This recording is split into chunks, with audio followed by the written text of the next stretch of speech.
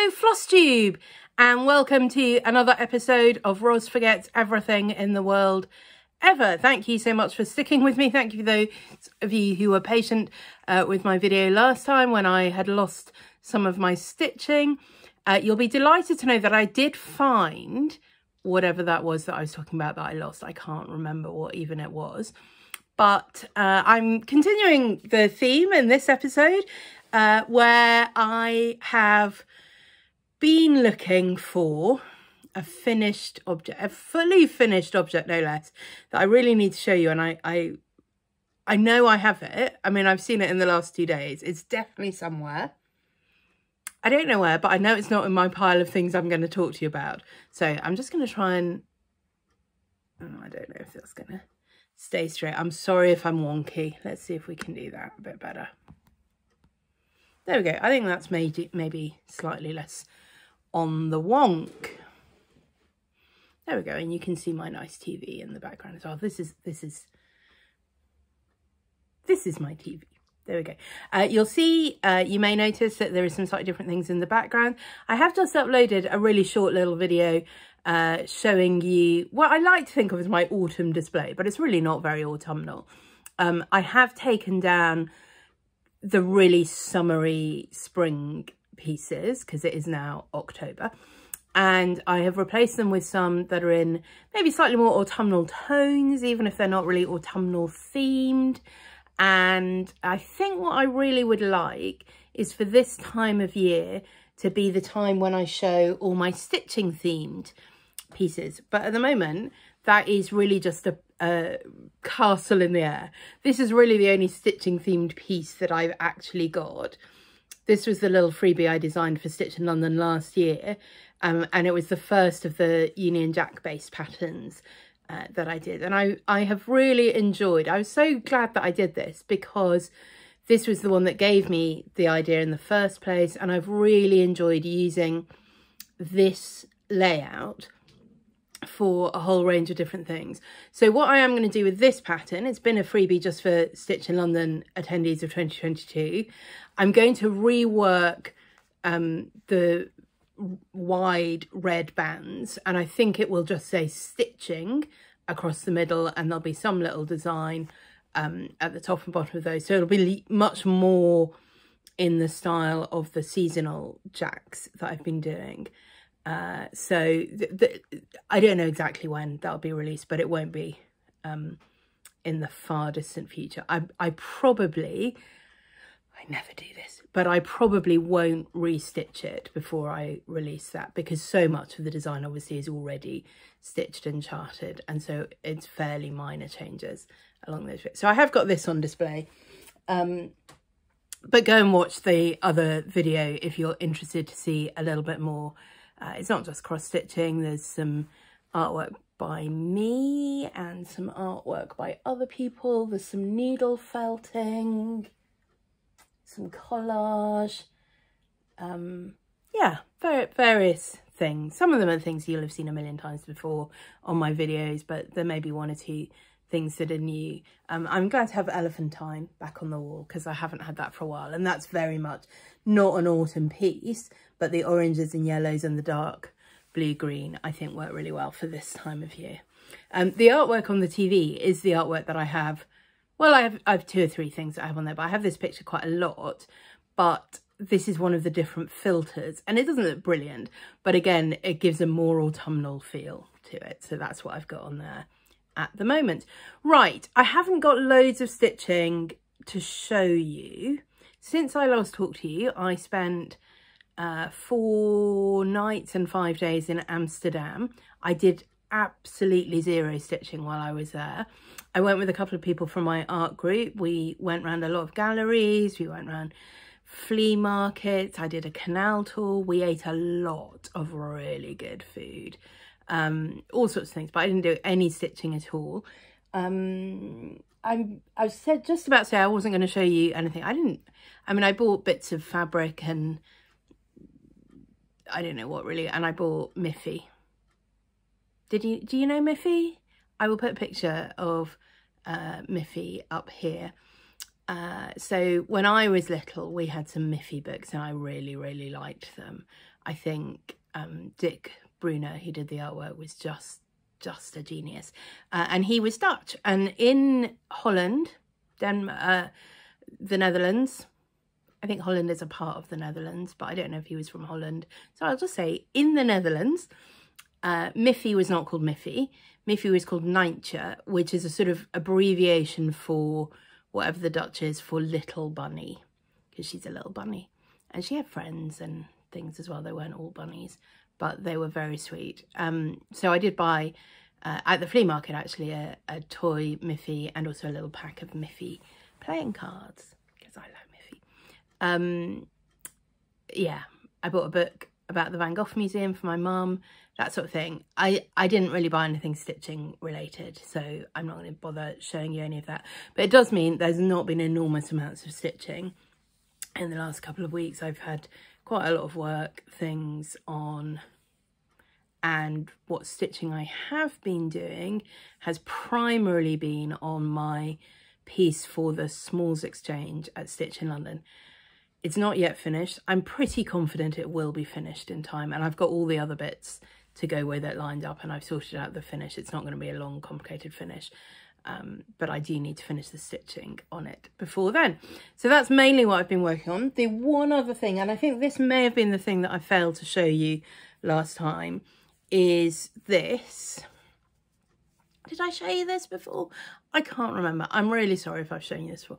But anyway, this is going to be, it's not going to be huge, but it's going to be a sort of ribbon this long, the width of this fabric. And I have plans for two actually, but I've obviously one at a time. So it's going to be sort of various repeating motifs. So this is the beginning of a bird. I can't remember what else I've got coming up. There is an alphabet, or at least part of an alphabet. There are other motifs. I can't remember. I have charted this, but I don't know what's in it. So anyway, it's nice, easy stitching. It's on 18 count Aida. I think this was Picture This plus vellum. And it is in a single strand of, I think, Licorice Red from Classic Colourworks. And my plan for that is that it's going to go on a spool. So obviously I will need to cut it. And it's quite a lot narrower than the spool. And was sort of deliberate. I haven't actually tried this yet. This is one of the things I did buy in the Netherlands. There we go. And it's this ribbon, lace ribbon. It's very pretty. I think it'll be just about all right. It's a little bit too long, but I think it will be fine. And I'm going to use this to put on the back of the stitching. So you'll see a sort of lace border at the top and the bottom. And that will just help to cover up some of the stitching on the back, and that will go around the spool. And I think that works together pretty well. That's sort of in my head at this point. That's as far as we've got with it. So this I think may well be a thing that I take with me to Stitch in London, because it is pretty easy stitching to do while you might be slightly distracted with other things, and easy to unpick if necessary. Just saying, I sometimes have to do that. So that's the only other thing I've done any of before, and I might not have done any of that since I last did a Flosstube. Who can say? Anyway, right, the very first thing I want to talk about is the thing that I haven't got to show you. So I'm going to put a picture here. This is a freebie for Stitch in London for this year. Marie of Stitches and Diamonds, who organises Stitch in London, who has put up a Flosstube video this week. Hooray! It's really nice to see Marie back. I know she's not had brilliant health this year. She'll tell you all about it, but she had COVID and long COVID, and she's not been in a great state health-wise, and that's one of the reasons why there's been such a delay in her Flosstube. So, but do go and watch that. Anyway, she had said to some of us who have been at Stitch in London last year and who are designers, would we be able to create little freebie charts that could be sent out to people who are coming? So this is not the retreat kit. That is by Jacob of Modern Folk Embroidery. That is not by me. These are little freebies that she's been sending out. But my freebie, and I think possibly all of the freebies that we've been sent so far, possibly, who knows, check your own emails, I can't remember what's in mine, are related to the finishing classes that are going to be available. So that's the thing that's new this year for Stitch in London, is there are going to be finishing classes. So Michelle from Mama Loves You GB, she is doing a finishing class for perforated paper ornaments. She has just been releasing this series of owl based perforated paper ornaments, and she's going to be using one of those. One of those is a freebie, and she's going to be using that as the basis for her finishing class. But I think you can take along anything you've stitched on perforated paper, and she'll show you how to finish that. Yaz of Yasmin's Made with Love, she's doing a finishing tutorial on using like trims in different ways. I assume for pillows, but it may be for other things as well. So, you know, if you want to know how to get the most out of rickrack, or how to use pom-poms or lace or whatever, Yaz is doing a finishing class for that. And I'm doing a finishing class, you know, never knowingly under ambitious, on how to make a little stitching notebook. So if you're coming to Stitch in London, all the information is in Marie's email, but just to clarify, and please do ask if you've got questions about this, because it is a little bit more complicated than the other two. If you stitch the freebie on the right count of linen, which I am not going to say a number now because I will probably say the wrong number, but it's in the email. I think if you stitch it on 40 count, you're absolutely fine, and 36 count, I think you're fine as well. If you stitch it on a different count of linen, the finishing dimensions are given. Because we're all going to make the same size notebook, your stitching does need to fit on the size of the notebook cover. So you can achieve that either by cutting down the design if you miss out one of the checklist, or you can stitch something else that's a small that would fit on the right sort of size, or you can come to the finishing workshop and we'll just use a piece of fabric. So it doesn't have to be a stitched piece. And if you haven't got any fabric, I will be bringing plenty of fabric. So don't panic. But I just think it's a super cute cover for a notebook like this little to-do list.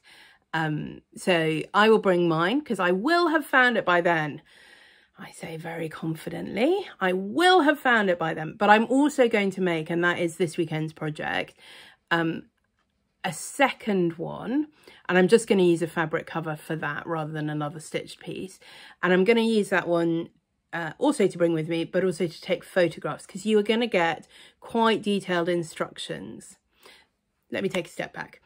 My finishing class is a little bit more expensive than the others, and that is because I will need to do quite a lot of preparation for us to be able to achieve this in the class time. So you will get, if you sign up for the class, a pack which has pre-cut card for the front and back, pre-cut paper for the note paper inside the thing. You will get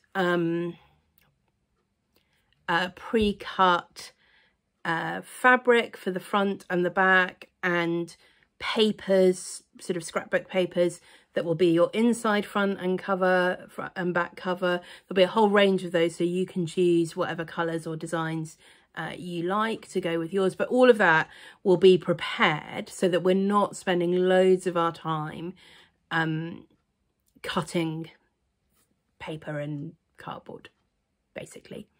If you are coming to the class and you have time, it would be really great if you could interface your fabric or your stitching that you plan to use for the front cover. I will be bringing fusible fleece, which is what I like to use, and also probably some ordinary interfacing as well. And I will have irons and an ironing pad there. So if you haven't been able to interface it, don't worry, that you will be able to do that. But again, it will be much quicker if we don't have everyone in the class queuing up to iron their interfacing on. What else? Yes, so you will have all the materials for your front cover and your back cover. You will also have the materials for the spine. And the spine that we will be doing is a proper bookbinding technique, but because of the size and scale of our notebook, it looks a little bit different. But it is a proper bookbinding technique. We will be using a strip of Ada as the spine. on the first example I did, I used perforated paper and it works okay, but I think Ada actually will be at least as good, if not better. So we're going to use a little strip of Ada and we're going to use some floss, and I will provide 1 or 2 colours of floss that you can use. But again, you know, you might want to do it in a colour to match the stitching on your front cover or the match your fabric choice, in which case feel free to bring your own. And I will be teaching you how to cross stitch. You can see cross stitches on the little thing. How to cross stitch your notebook together. I know, it's exciting, isn't it? So hopefully it will be a thing that opens up sorts of possibilities. I see this as a finishing class for people who want to finish outside of the box. You know, Michelle's class, Yaz's class, great finishing tutorials for ornaments, for pillows. Mine will always be something that you've never done before. And I love a finish. I love a book finish. I'll probably also bring, I think I brought it last year, but I will certainly bring with me as well my All Creatures Small and Great book. It's a different style of finish. It's quite different from the one that we're doing. But I just love people to get inspired and think, oh, maybe I could do it like this, or maybe I could put these sorts of pages in, or whatever. So it isn't the most straightforward bookbinding finish, but it will be a lot easier because you all know how to cross stitch. And we are just putting in 8 cross stitches. They will be the most difficult 8 cross stitches you've ever done, I expect. But you can do it because they're just cross stitches. So yeah, and then there will be some gluing. You know how I feel about gluing, but there does need to be some gluing on this because we're using paper and card. And I will bring that and things to spread the glue with and everything else that we might need. So yeah, so you will get a pack with a lot of materials in it, a lot of detailed instructions in it, and you will be learning how to make a little book. There are a limited number of places. Marie sent out the email a day or 2 ago, can't remember. So if you think you might be interested, definitely grab a spot. If you've got questions about it and, you know, would this piece be suitable, or, you know, I've never done anything like that before, can I still manage it? Absolutely. Leave a comment below or send me a message on Instagram is the quickest way to get in touch. I mean, you could try emailing via Marie, but don't bother her. Try and get in touch with me directly if you want to ask about that. So that is to-do list. It's a freebie. So even if you're not doing the finishing class, I think it's quite a fun one to stitch. It will not take you long. Right, what else? Also, I don't think I've shown you this before. I think the last video came out just before this went live. So this is my contribution to the Stitchers Collective Stitchers Against Cancer collaboration. Stitch, Survive, Thrive. So as I was thinking about this, and I knew I wanted to contribute something to it, there are 3 people I know currently going through cancer treatment at various stages and with various levels of prognosis. One of whom is a really wonderful crafter, not really a cross stitcher, but a crafter who, you know, is so inspirational to me. So I knew I wanted to contribute something, and I wanted to contribute something that countered the message you often see around cancer, that people have to fight the battle, that somehow it's up to you and how much you try whether or not you will beat cancer, whether or not you will be cured of cancer or go into remission. No, it isn't. No, it isn't. So you sometimes see this kind of slogan, but instead of what I've written, it will say strive, survive, thrive. If you are on chemotherapy, knocked out, barely able to get out of bed just to go and be sick, you can't strive. What are you striving for? You're striving just to, you know, keep the next mouthful down. It's not about striving. So I wanted to change it, and I also wanted to make it stitchy themed. And so I put Stitch, Survive, Thrive, because I think stitching helps us to survive a lot of things. It helps us to stay calm. It helps us to feel like we're doing something, achieving something, even if you can only put in 1 strand a day, a few stitches here and there. Stitching certainly helps your mental health. I think it probably helps your physical health as well. So you can always stitch. You can't always stitch. You can often stitch. Stitch if you can. Survive. Get through it. But the goal isn't to survive cancer. The goal is to thrive. To come to a place of flourishing in your life. And stitching might be part of that as well. So I've chosen these sort of 70s-ish inspired colours. I had a lot of fun working out the different kinds of lettering.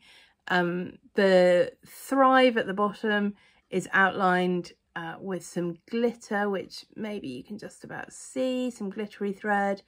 And there are options for that. And there's a little bit of back stitching just to help those letters in Thrive stand out a little bit better as well.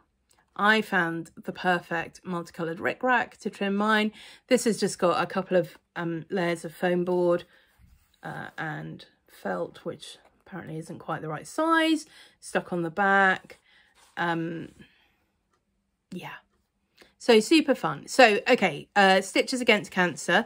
There are 26 designs from some really amazing designers, and you can get all 26 charts for a $10 US dollar donation to one of 4 cancer charities, including Macmillan Cancer Care if you're here in the UK. So you make your donation, you get the receipt for your donation, you submit that. Somebody checks it manually, so don't expect to be getting the charts instantly. Give it a couple of days. If you haven't heard anything in a couple of days, do get in touch because you should have heard by then. And you'll be sent a file to download any and all of the patterns. There is a time limit on it. All the information will be in the description below, including the link for where you can find out which of the charities and how to submit your donation receipt for that. Stitch, Survive, Thrive. What I love about the collaboration is that the charts are all of people take really different approach to it. Yeah. There's at least one with a rude word in it, just so you know. But there's a lot of charts. You know, there are things that you might give to someone suffering with cancer at the moment, things that you might want to stitch if you are suffering from cancer at the moment and are able to do that. Things that are wider messages about hope and love and those sorts of things. So there will be plenty of charts in there that you'll think, yeah, I can see a situation where I would stitch that, or yes, I want to stitch that now for this particular person. So do go and check that out. Stitches Collective. I've mentioned them before, but if you're not following them on Instagram, do follow them on Instagram. All sorts of really great things that they're doing. I forget what the latest total is, but we've already raised thousands for the cancer charity. So that feels like a really wonderful thing to have been part of. I definitely did mention this before, but just to remind you that the Stitches Collective, no, it's not officially Stitches Collective, but it's a Stitchy Goodness zine, which is a group of Stitchy Collective designers. Forest Friends edition is still available till the end of October, maybe, something like that. So this is not a charity collaboration. This is a for-profit magazine. You get 12 charts, 12 different designers, all kinds of woodland creatures. I really love the hedgehog pattern. What else are there in there? There's an owl. Yasmin from Yasmin's Made with Love has got a lovely owl pattern in there. There are mice. There are frogs. There are some other things as well. Yeah. But there's also my medieval sneaky little squirrel with his mischievous little glimpse storing his nuts. Somebody on Instagram messaged me to say that when they first glanced at the chart, they misread it and thought it said Russ. So she just messaged me on Instagram to say, just, you know, the squirrel's name is Russ.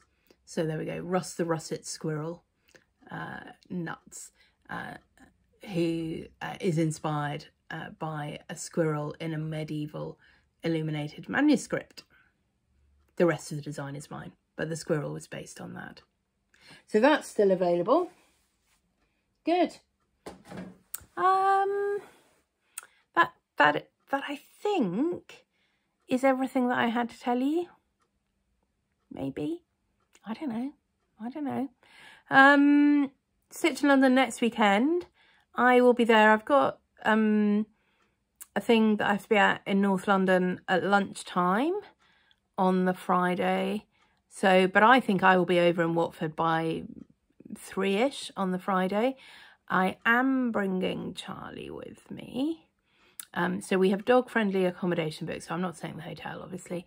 I need to sort of work out when I get there how best that's going to work. He's very good at being in a car, but I'm not sure how comfortable I feel leaving him in a car park in the middle of Watford.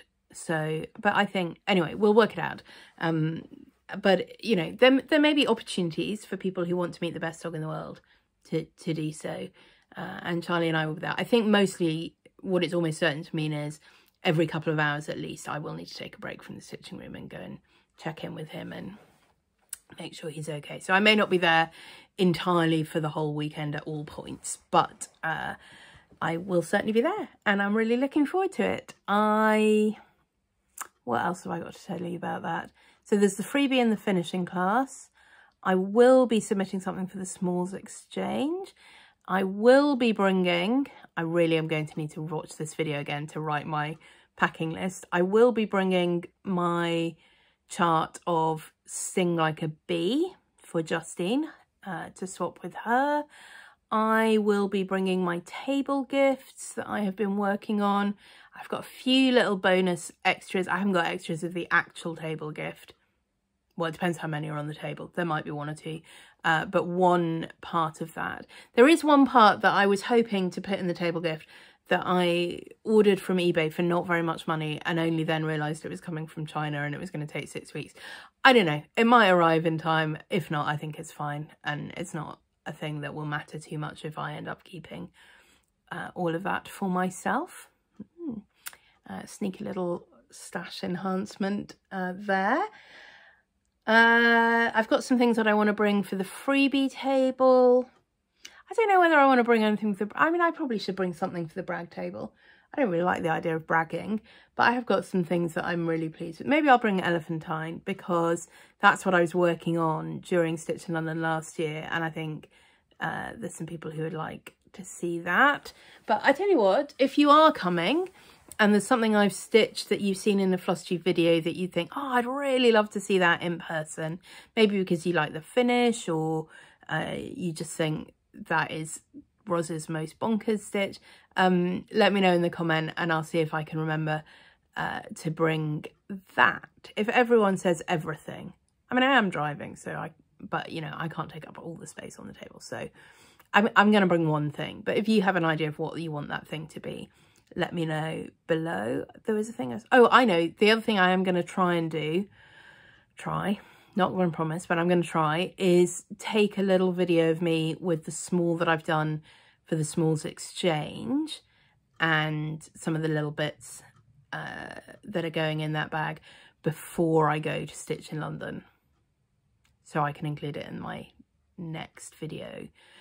I'm going to try and film a little bit there. I don't know how much there will be from that, but like I will try and take you a little video of the brag table or maybe some of the vendor tables or the raffle table, that sort of thing.